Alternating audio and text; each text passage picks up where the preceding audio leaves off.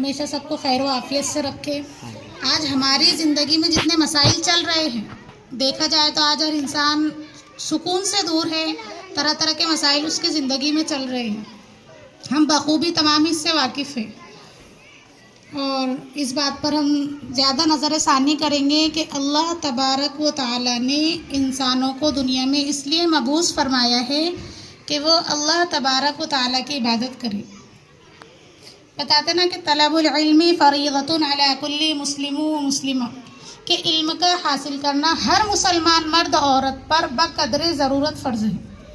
ये नहीं कहा जा रहा कि आप पढ़ो, बहुत ज़्यादा आपको पढ़ना ही है, बल्कि बक़द्रे ज़रूरत, जिससे सही और गलत, जायज़ और नाजायज़, हलाल और हराम की पहचान हो जाए।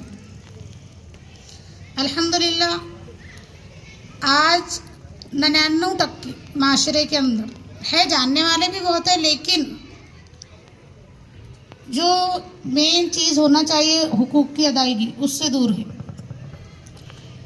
बताते ना कि जो औरतें हैं वो माशरे के अंदर अगर किरदार अदा करना चाहे तो बहुत बुलंद किरदार अदा कर सकती।